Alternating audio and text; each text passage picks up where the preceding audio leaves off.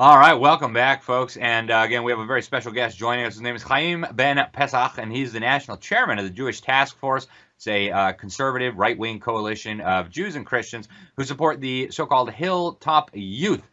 These are pioneers in the biblical region known as Judea and Samaria.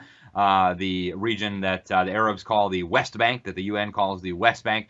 Now, these Hilltop Youth, they've been out there kind of as pioneers, setting up these settlements out there. They go up on a hill and build themselves a little town. I've actually been out there, met some of the wonderful people who live out there, trying to earn a living from the land. And one of their goals is actually to create to prevent the creation of what they describe as an independent Palestinian terrorist state that would be able to attack Israel, and that would leave Israel's borders only 6 miles wide.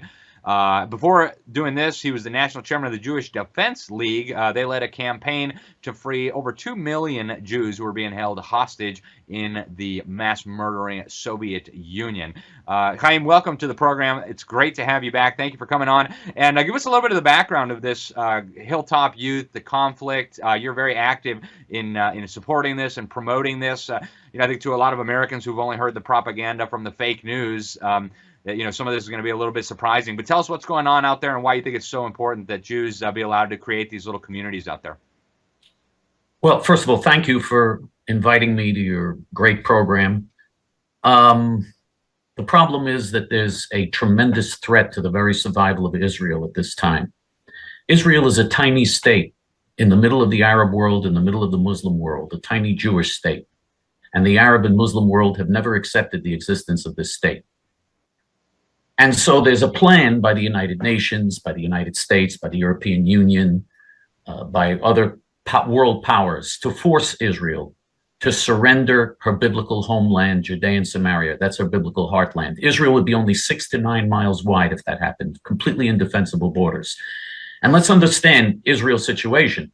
There are 500 million Arabs and Muslims that surround 7 million Jews in Israel.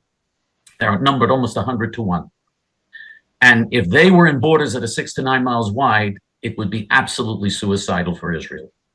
And so the creation of a so-called Palestinian state would be national suicide for Israel.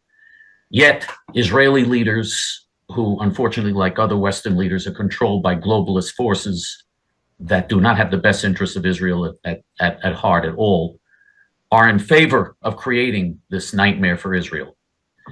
And they've told the Jews that in Judea and Samaria, which is Israel's biblical heartland, you're only allowed to live in 2.5% of Judea and Samaria. The other 97.5% we're giving to the Arab terrorists. And they are, by the way, terrorists, the people who are getting this, who were supposed to get this land.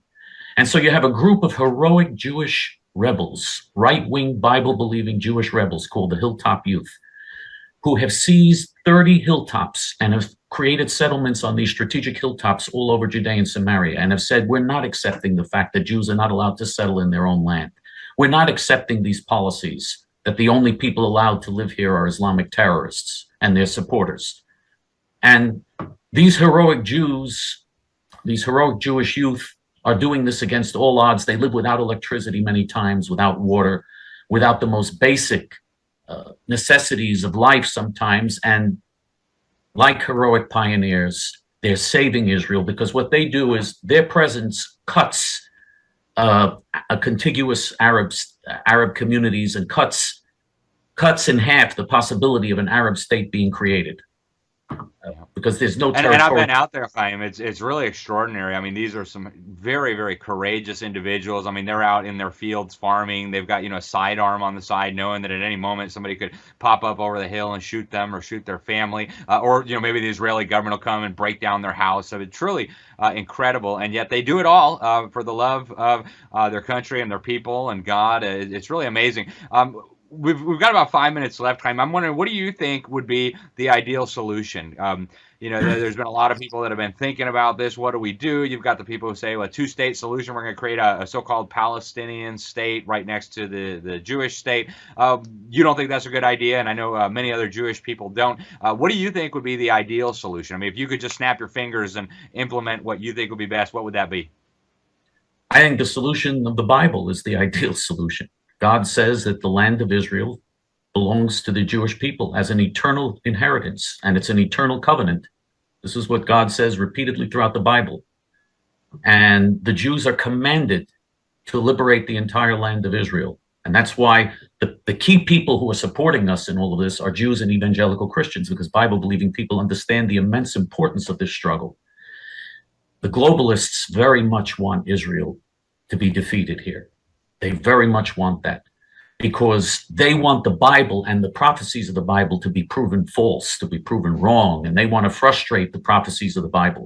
Because it says in the Bible that the Jews are going to return to Israel, and against all odds are going to win incredible victories. It says in Leviticus 26:8, and 5 of you shall chase 100, and 100 of you shall put 10,000 to flight. The Jews will be outnumbered 100 to 1 and win. And that has happened. In 1948, the 500,000 Jews beat back 7 Arab countries with 50 million people. They were outnumbered 100 to 1. 1967, the Jews outnumbered 100 to 1. In 6 days, defeated the entire Arab world that marched on Israel's borders, promising to push the Jews into the sea. In 6 days, Israel quadrupled in size. Where do you have situations like this? These are miracles of biblical proportions. And so the globalists are terrified that people are going to see this and understand that when it says something in the Bible, even if it was written thousands of years ago, it's going to come true. Everything God promises will come true. That's the true story of Israel. And that's the true story of this struggle. This struggle in the Middle East between the Bible and the Quran. The globalists want the Quran to be victorious here. They want the prophecies of the Quran that say that the whole world will eventually be under Islamic rule.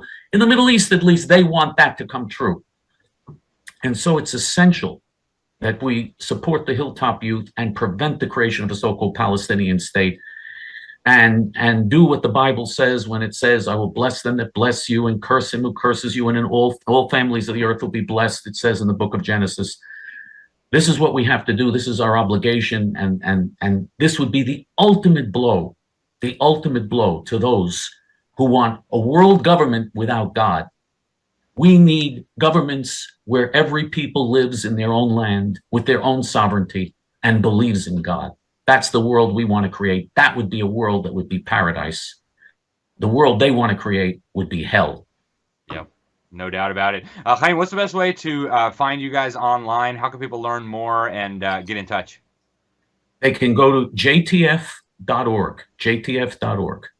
jtf.org. Well, Chaim, I want to thank you so much for coming on the program. It's great to have you. We'll get you back on very soon. This is a topic that's near and dear to my heart. I think it's really interesting for our viewers too. So I want to thank you for coming on. Thank you for what you're doing, and we will definitely get you back on as soon as we can. Thanks again.